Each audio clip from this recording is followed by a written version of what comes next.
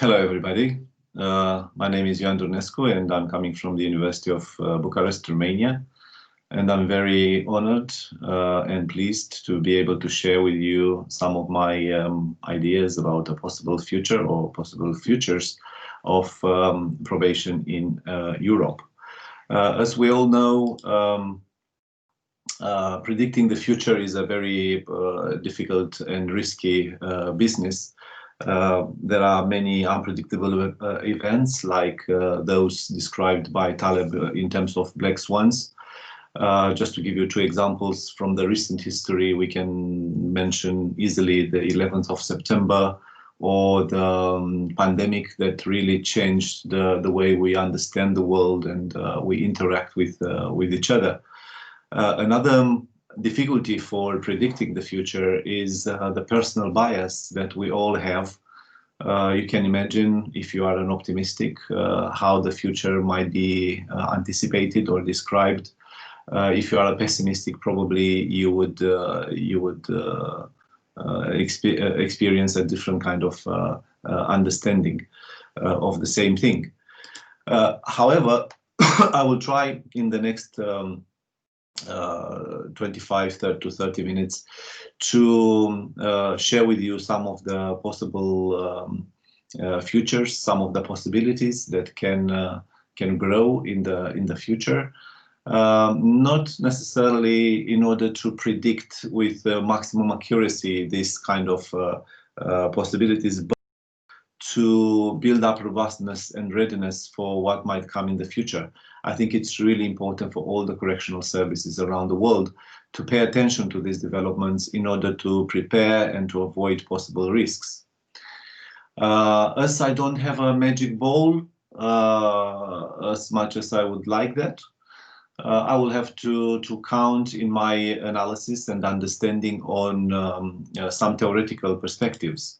And in this respect, I think I will draw significantly on two important concepts. The first one was developed by Foucault in 1984 in his genealogy, in his theory of the history of the present, where he spoke about the concept of descendants. Descendants are actually past factors that acted erratically and discontinuously transforming the past into the present. We can use the same kind of understanding of present descendants and anticipate to the extent that is possible how they will actually shape the possible future. It's very important to understand that these descendants are not linear. They don't act in a kind of a rational or organized way. As we see, the world is much more complex than that, and I think it's safer to understand descendants as factors that are actually playing with each other in a very ad hoc and discontinuous manner. The second concept that I think it's really important for our understanding of the future is the one developed in the political science by David in 1985. It's called the path dependency. In brief, this concept emphasizes the idea that institutions change less than we expect them to do so based on the historical preferences and use. And just to give you two examples here, as you can see on the slide, the QWERTY keyboard that we use today, we use it not because it's the best one that we know, but it's because we got used to it, because the industry is organized around it, and so on. We know already that of keyboard, for example, Dvorak keyboard is much more practical and much more intuitive than the QWERTY. However, we stick with the former just because we got used to it, and the whole world is organized around it one way or another.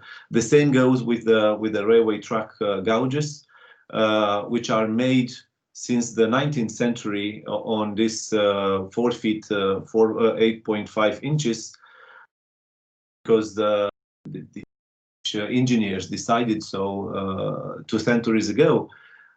However, we know now, for instance, that a larger gauge would be much more effective, safer, and faster. We don't implement that because we have the so-called path dependency.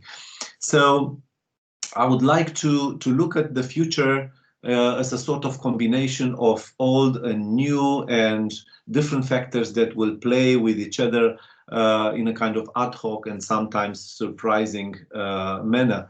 And I would like to share with you that these are the 5 main categories of factors that, in my opinion, can contribute to the picture of probation in Europe in the near future.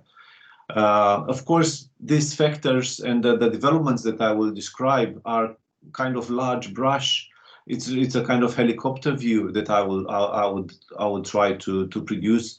It's not something that will go into details. I can fully understand that there will be a lot of local developments, a lot of initiatives that will not necessarily fit into these patterns that I will try to describe later. However, I think the possibilities that I will describe are more likely than others to become a sort of general trend of development of of probation in Europe. And I would like to look at these factors: the knowledge production, the public sensibilities, technology, the politics and the state, and the economy. The way these influences will play with each other might determine to a great extent how supervision or how probation will look like in Europe, in my view. And let's take each of them. For instance, the knowledge production. We know, for instance, that now we are playing with new models of practice like risk needs responsivity, desistance, good lives model, and others. We have more and more short interventions that can produce impact.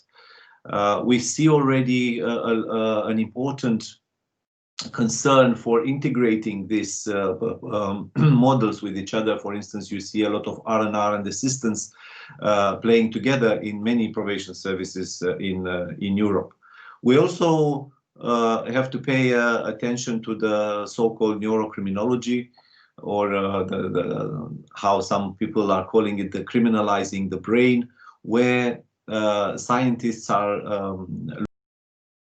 how they can identify different genes or different neuro elements that can be made responsible for the different trends in the human behavior, like violence, aggressivity, and so on.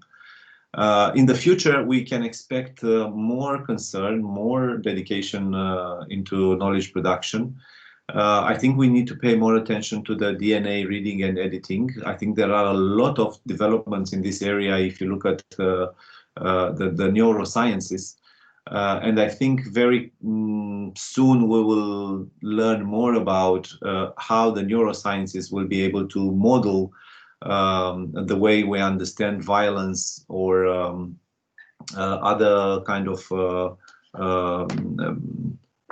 behaviors. Again, I think we have to anticipate that we will have a stronger blend between technology and knowledge.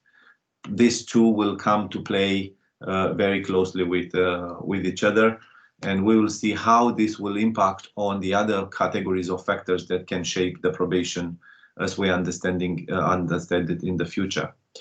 The public moral sensibilities, again, I think it's an important aspect, because as we see today in our criminal codes, we have more and more types or new types of offenses, like domestic violence, driving offense, traffic offenses, antisocial behavior, and so on.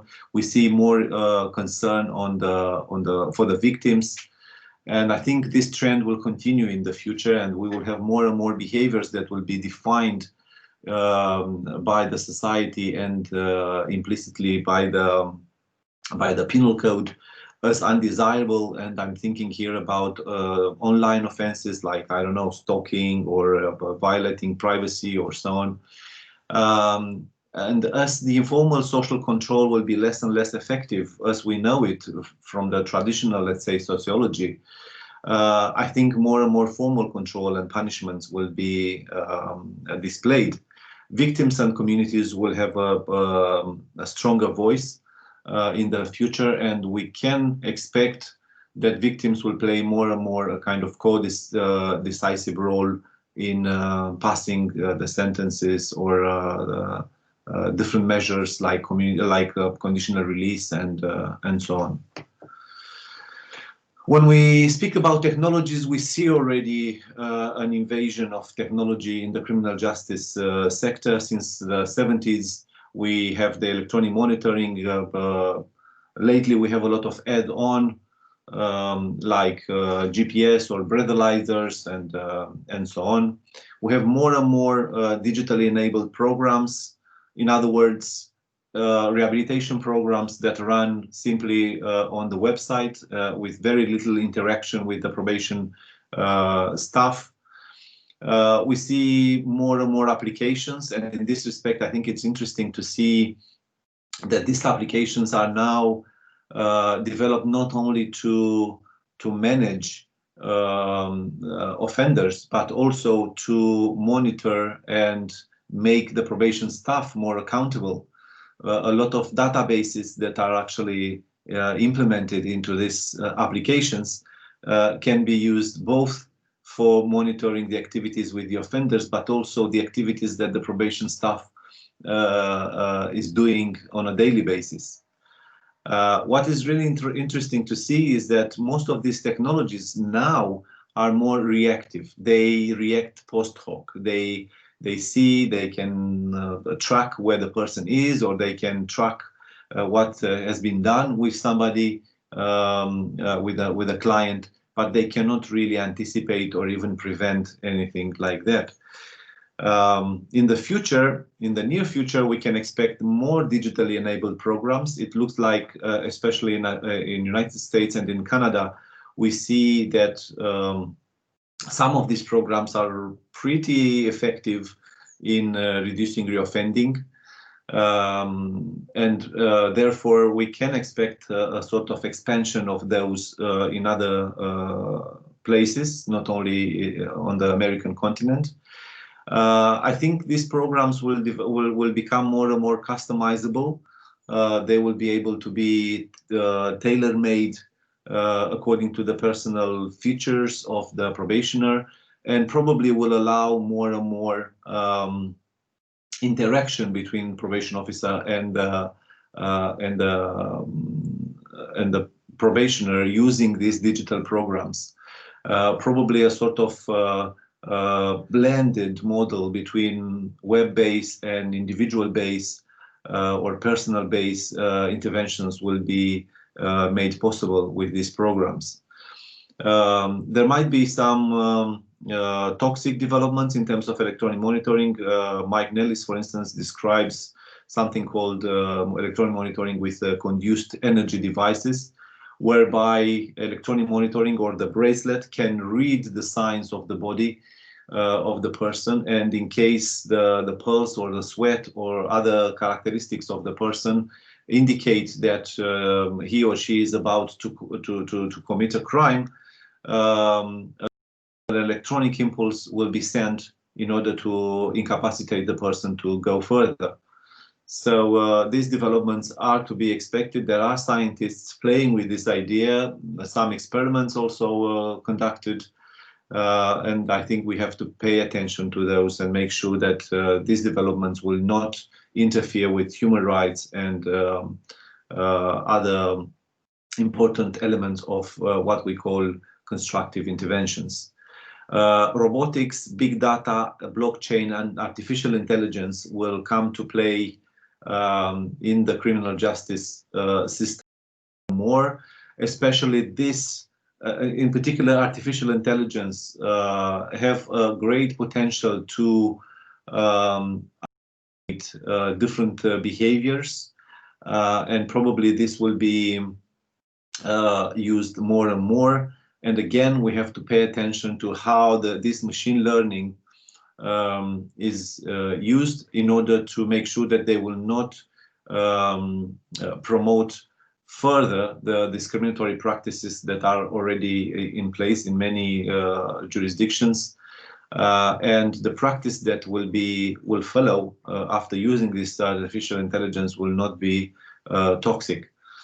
Again, developments in biotechnology, I think, are to be paid attention to.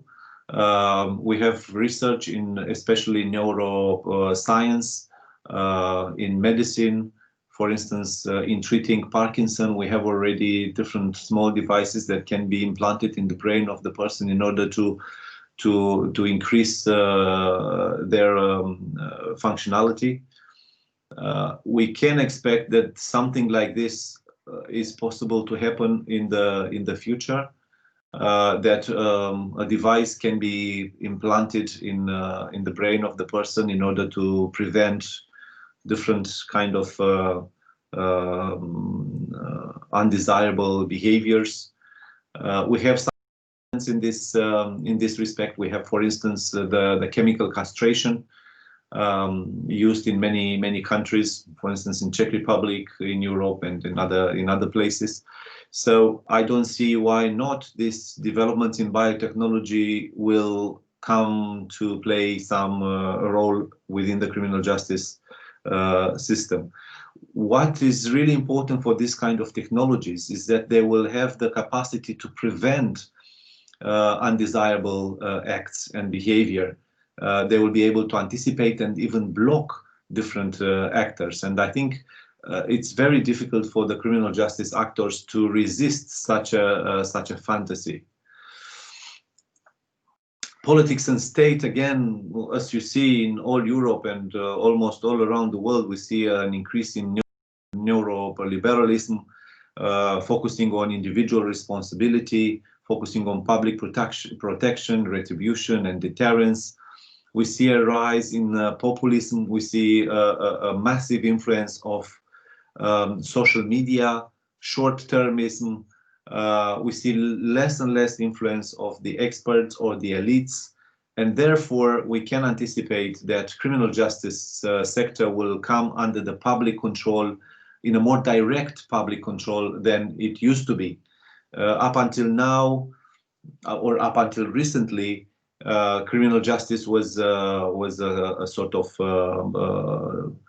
toy for the elites, for the experts. But now, due to this populism and due to these developments in social media and so on, it might come under a more direct public control, and therefore will be very difficult for probation agencies to engage with the public and explain how the rehabilitation and reintegration work. Of course, in this respect, we should pay attention to the so-called pragmatic legitimacy.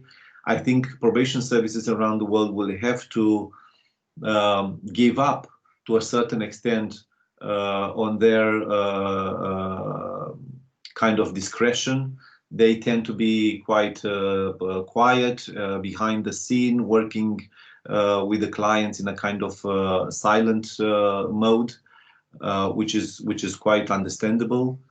But due to this kind of new pressure from the state and the politics and the social environment, I think it's crucial that probation will become more outspoken, more engaged with the public in order to build up this pragmatic legitimacy and understanding from the public why probation is needed, what are the benefits, how it works, and with what kind of impact. I think this kind of questions will be unavoidable if we want probation service to survive in the future.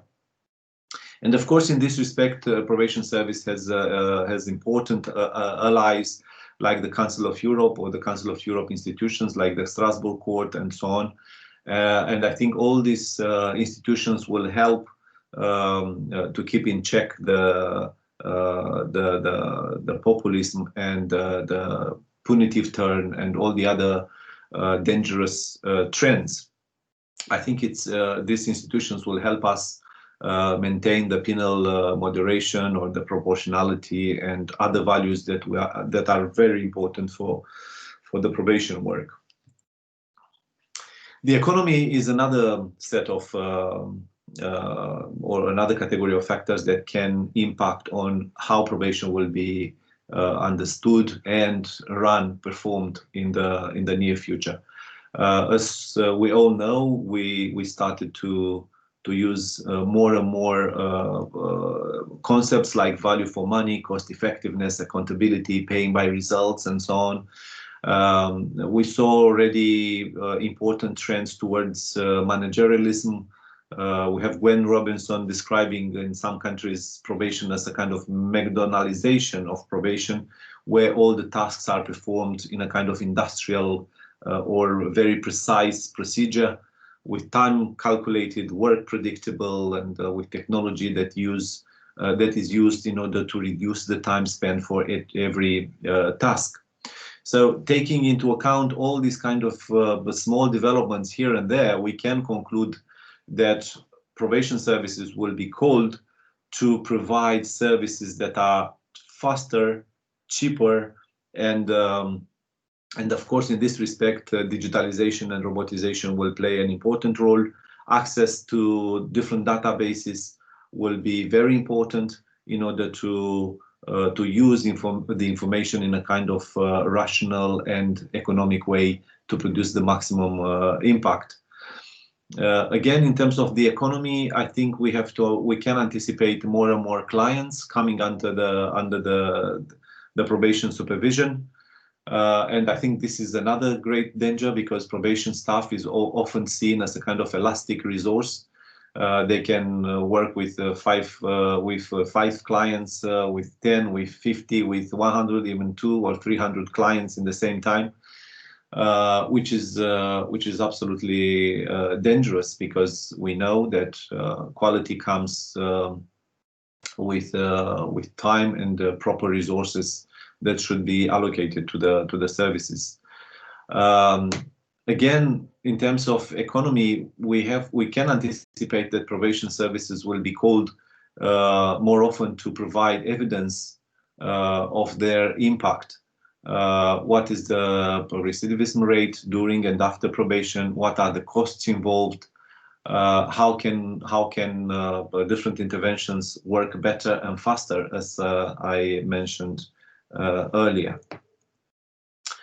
The possible futures, of course, when we speak about the possible futures, we actually speak about, let's say, 10 to 15 years, no more than that. We don't know what might come in 20 years. Maybe the things that we mention now are, very old history for those times, because we know that the developments are very fast and developed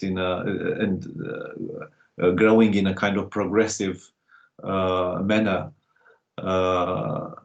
geometrical progressive manner, not arithmetical progressive manner. So very, very fast. There are many possibilities, as I mentioned at the beginning of this presentation.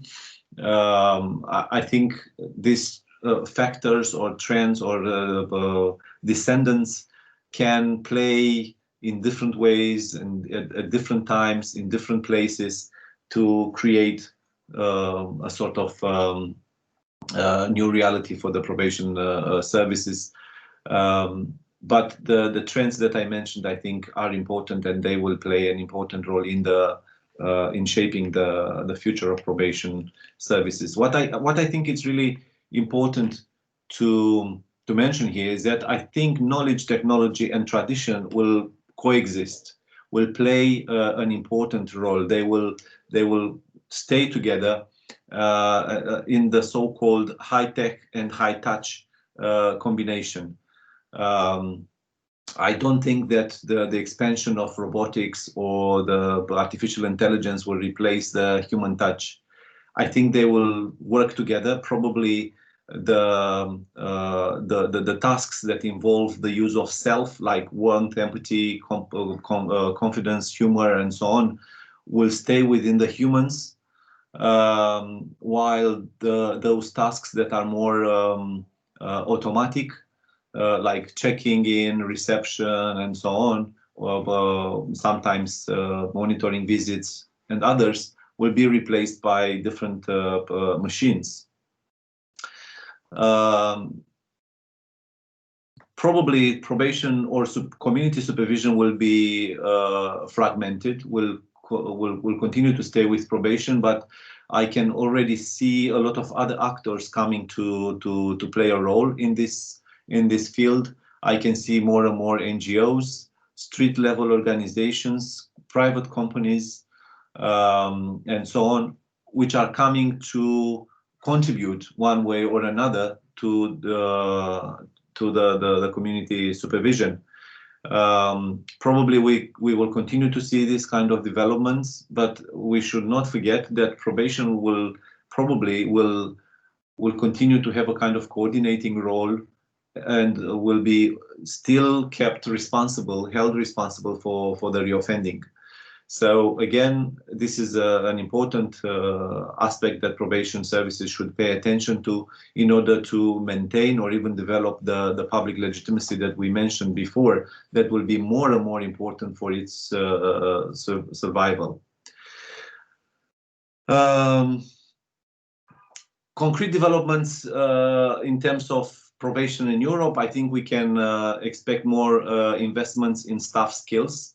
Probably probation services will work more and more with medium and medium high risk offenders, and this will require massive investment in staff skills, in training, also investments in specialized interventions that are evidence-based, because again, we should be able to provide accountability, we should be able to provide evidence that what we do, it works, and contributes significantly to the public safety, and also to the personal rehabilitation of offenders. I think we can anticipate more and more integrated databases. We can see already different jurisdictions where probation services are already integrated with labor agencies, social services, housing agencies, and so on. And I think this is the future. All these agencies, criminal justice and social inclusion, will have to accommodate each other and to start playing in a more integrated and more rational way in order to make the best use of the resources. These technologies will actually work very, very well with supporting the flexible working style of the probation officers. And to my knowledge, I think this is a dream of all the probation services around Europe.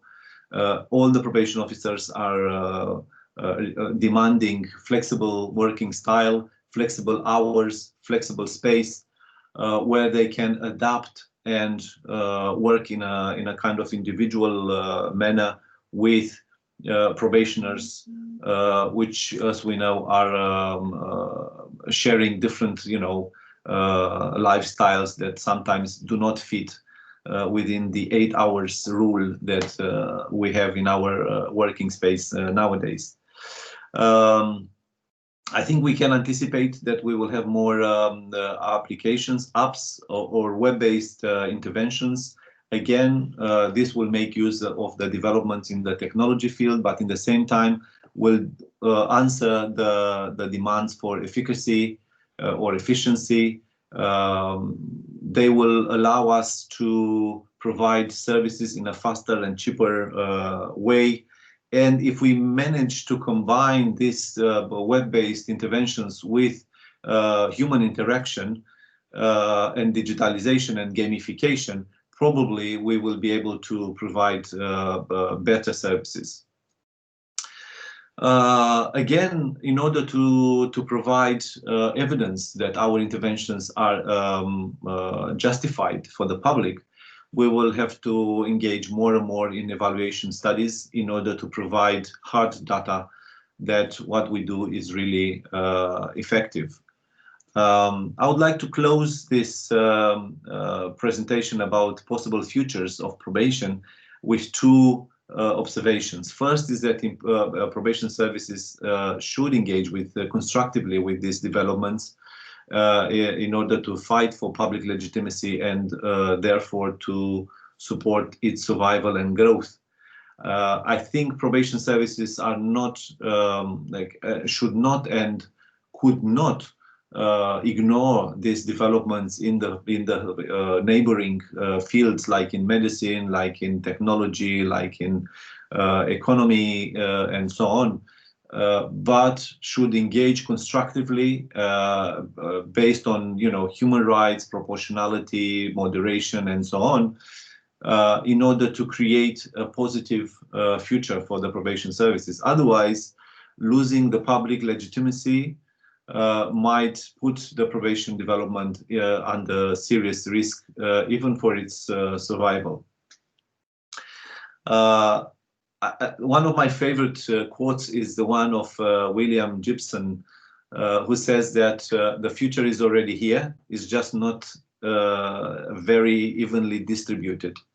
Probably most of the developments that I have described here are already observed in different jurisdictions to a certain extent at different times, but probably they will create some kind of trends for the new realities of tomorrow. Thank you very much. I hope you agree with most of my, let's say, predictions. And I'm looking forward to discussing with you all these issues. Thank you.